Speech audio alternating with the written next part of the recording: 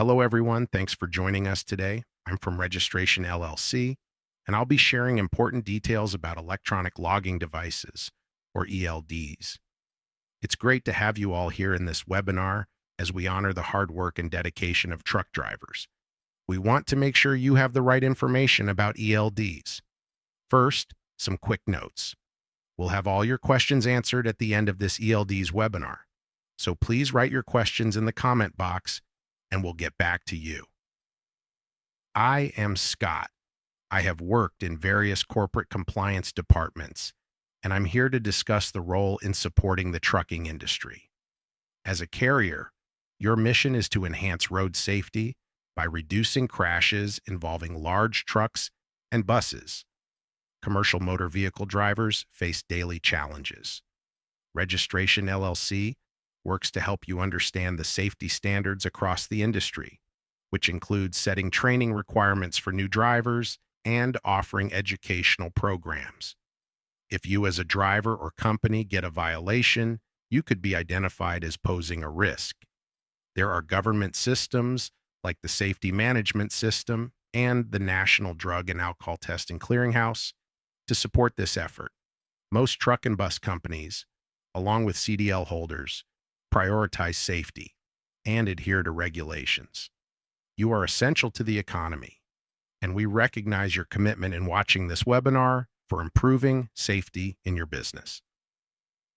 We have representatives here to assist with ELD rule implementation and provide information about our services. We encourage you to visit our website for answers on various programs, including Consortium Testing Program and Driver Safety Accountability. Now, let's dive into the topic of ELDs. For those using paper logs to track hours of service, you're likely subject to the ELD rule. There are exemptions, which we'll discuss later. We'll also cover the agriculture exemption and its application to ELDs, explaining when drivers must log hours using paper. We'll detail the exemptions, such as short-haul operations and specific vehicle types, and provide resources like pre-recorded webinars for further guidance. The ELD requirements and drivers will need to use specific devices. We'll discuss the differences between devices and what to expect as the rules evolve. Lastly, we'll talk about the responsibilities of drivers, including having the necessary documentation and understanding how to input and transfer data. We'll cover the options for data transfer and what to consider when choosing an ELD. Electronic logging devices, or ELDs, automatically record drivers' hours of service down to the second. Sometimes drivers may slightly exceed their allowed hours by just a few minutes. Although this is technically a violation, it is considered minor if it's within 15 minutes of the limit. These minor violations help safety officials spot patterns in drivers consistently going over their hours, which can add up over time and become a larger issue. While these small violations don't heavily impact a motor carrier safety score, they serve as warnings. When violations exceed 15 minutes, they can't be classified as minor. Just like any technology, ELDs may sometimes malfunction. Drivers must report these issues to their employers within 24 hours. If a malfunction affects the recording of hours for the previous week, drivers need to reconstruct those days manually using logbooks until the ELD is fixed. When the workday ends, drivers should update their duty status, whether they're at the truck or elsewhere.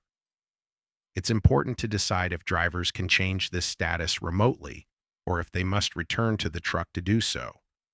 Drivers are also responsible for adding any missing information that the ELD may not capture, ensuring all data is accurate at the end of each workday.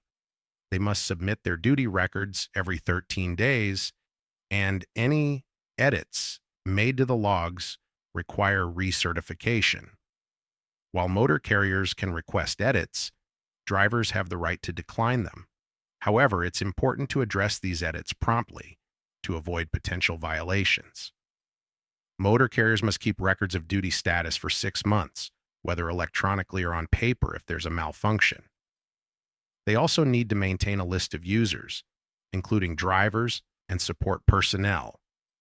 Each account must be unique and no accounts are shared. In cases where driving time is unassigned, carriers must clarify why, such as when a mechanic not employed by them was operating the vehicle.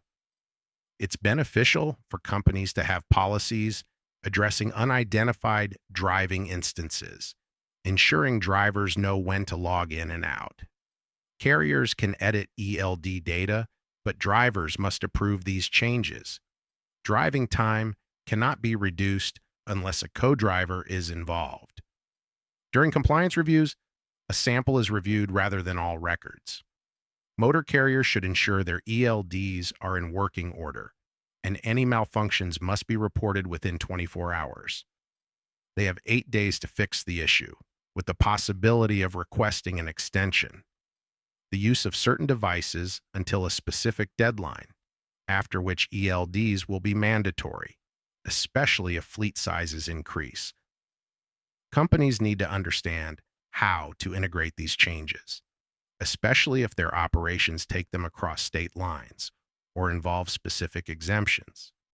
For unique situations, like using personal vehicles, there are allowances for personal conveyance as long as the driver isn't under dispatch. It's crucial for companies to manage these scenarios effectively.